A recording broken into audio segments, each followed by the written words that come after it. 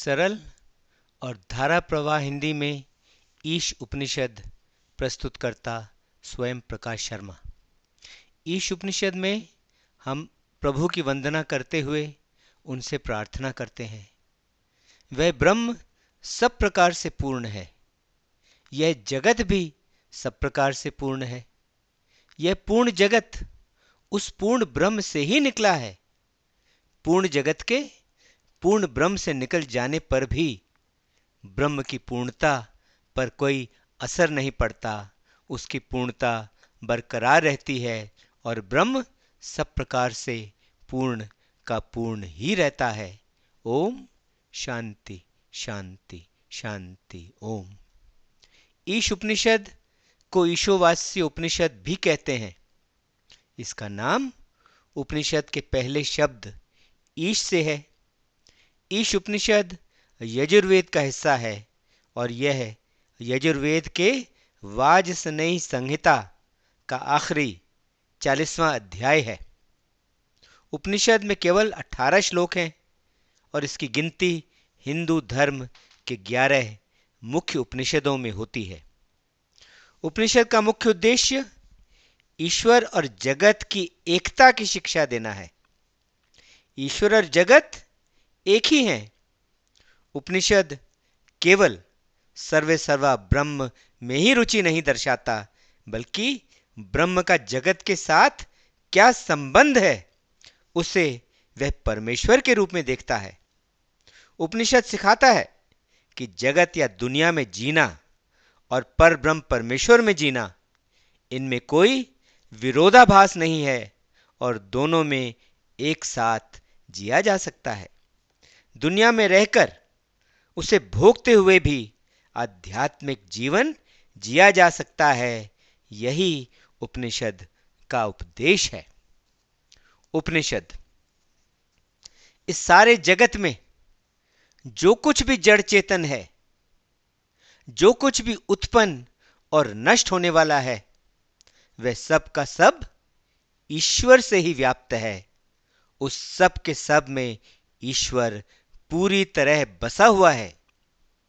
यह जानते हुए और ईश्वर को सदा याद करते हुए इस जगत को त्याग भाव से भोगो।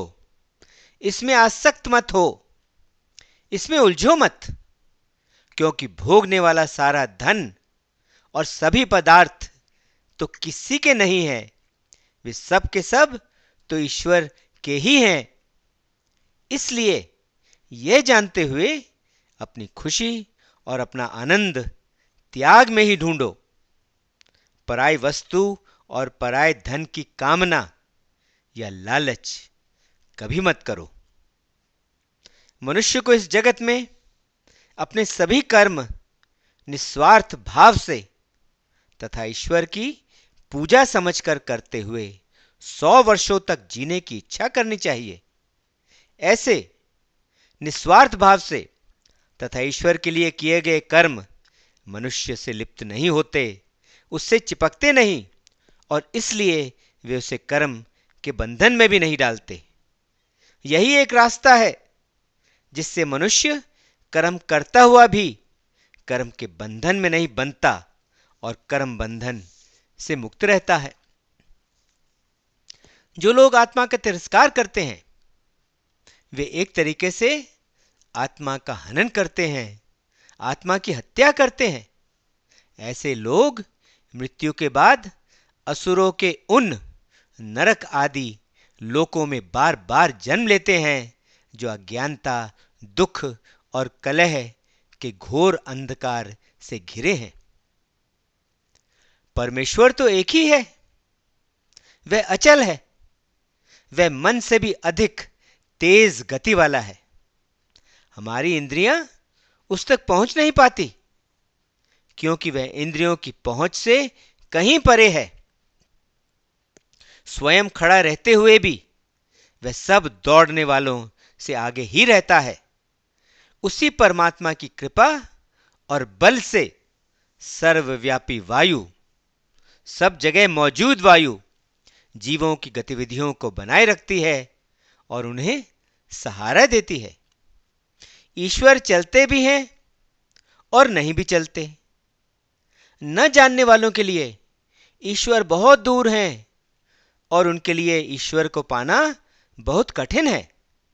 अन्यथा वे बहुत नजदीक हैं और उन्हें पाना भी बहुत आसान है। वे समस्त जगत के अंदर, वे प्राणी के अंदर, वे प्राणी के अंदर पूरी तरह व्याप्त हैं और वे समस्त जगत के और सभी प्राणियों के बाहर भी हैं। जो मनुष्य सभी प्राणियों को परमात्मा में ही सदैव देखता है और सभी प्राणियों में भी परमात्मा को ही निरंतर देखता है, तब ऐसा देखने के बाद वह फिर कभी भी किसी से घृणा और द्वेष नहीं करता। वह घृणा और द्वेष की भावनाओं से सदा सदा के लिए मुक्त हो जाता है। जब परब्रह्म परमेश्वर को अच्छी तरह जानने वाले महापुरुष के अनुभव में सभी प्राणी उस एक ही परमात्मा के स्वरूप हो जाते हैं, उस जैसा ही बन जाते हैं, और जब वह लगातार यही देखता और अनुभव करता है कि सभी जीव उस एकमात्र परमेश्वर के साथ एक हो गए हैं और इसलिए उसके साथ भी एक हो गए हैं, तब ऐसी एकता को देखने वाले व्यक्ति के सारे शोक और सारे मोह समाप्त हो जाते हैं। वह शोक और मोह दोनों से हमेशा हमेशा के लिए मुक्त हो जाता है। परमात्मा तो पूरी तरह सब में व्याप्त है। वह सृष्टि के कण कण में रमा हुआ है। वह अति उज्जवल है। वह बिना शरीर और बिना अंगों के है। वह विशुद्ध है। पाप ने उसे छुआ तक नहीं है। वह भेद्य है। उसे भेदा नहीं जा सकता। उसी विचारक, उसी सब में व्याप्त और सब कुछ जानने वाले, अपनी इच्छा से उत्पन्न होने वाले स्वयंभू परमेश्वर ने अनगिनत वर्षों तथा अनंत काल से सृष्टि की रचना की है और सभी वस्तुओं को उनके अपने अपने स्वभाव के चलते बांटा है और उन्हें अपने अपने कर्म तथा कर्तव्य के मार्ग पर लगाया है। जो लोग बिना ज्ञान के कर्म करते हैं और उसी में खोए रहते हैं, वे घोर अंधकार में प्रवेश करते हैं। और जो लोग कर्म को छोड़कर केवल ज्ञान के ही पीछे पड़े रहते हैं और उसी के आनंद में खोए रहते हैं, वे मानो उससे भी अधिक घोर अंधकार में प्रवेश करते हैं। धीर ज्ञानियों ने हमें यह अच्छी तरह समझाया है कि कर्म का फल अलग है और ज्ञान का फल अलग है।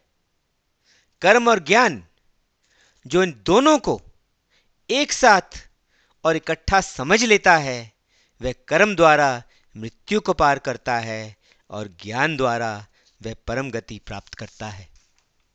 जो लोग दिखने वाले तथा नष्ट होने वाले जगत की उपासना और उसी का आनंद लेने में लगे रहते हैं, वे घोर अंधकार में प्रवेश करते हैं। और जो लोग बिना उसे अच्छी तरह समझे ना दिखने वाले अनश्वर परमात्मा की उपासना में लगे रहकर उसी के आनंद में खोए रहते हैं, वे मानो उससे भी अधिक घोर अंधकार में प्रवेश करते हैं। धीर ज्ञानियों ने हमें यह अच्छी तरह समझाया है कि नश्वर दिखने वाले जगत की उपासना का फल अलग है और ना दिखने वाले अविनाशी परमेश्वर की उपासना का फल अलग है। जो मनुष्य दिखने वाले नश्वर जगत और ना दिखने वाले अनश्वर परमेश्वर दोनों को एक साथ और इकट्ठा जान लेता है, वह जगत की उपासना से मृत्यु को पार करता है और परमेश्वर की उपासना से वह मोक्ष तथा परम गति प्राप्त करता है। हे प्रभु, सत्य का मुख तो सोने के आवरण से ढका हुआ है। सत्य का मुख तो सोने के पर्दे के पीछे छिपा हुआ है। हे पोषण करने वाले प्रभु, सोने के इस आवरण को, सोने के इस पर्दे को सत्य के मुख से हटा दो, ताकि मैं जो सत्य का प्रेमी हूं, सत्य के मुख को देख सकूं।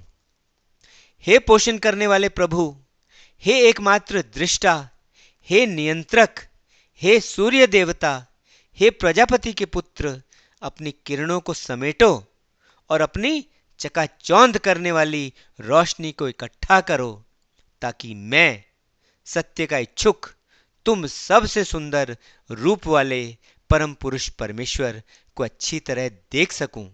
जो कुछ आप ईश्वर हैं, मैं भी वही हूं। मैं भी तो आपका ही स्वरूप हूं।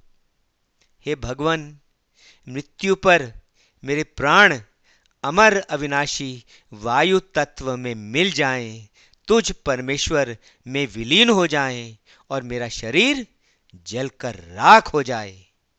हे बुद्धि, हे मन, किए गए कर्मों को याद कर, याद कर हे मन, किए गए कर्मों को याद कर। हे अग्निदेव, हमें अच्छे और शुभ मार्ग से मोक्ष और परम गति की ओर ले चलो। हे सब कुछ जानने वाले ईश्वर, आप तो हमारे सभी कर्मों को अच्छी तरह जानते हैं। हमें छल कपट और सब पापों से छुटकारा दिलाओ। हे प्रभु, इन सब से हमें मुक्त करो। हम बार बार आपको नमस्कार करते हैं। हम बार बार आपसे प्रार्थना करते हैं। ईश उपनिषद समाप्त।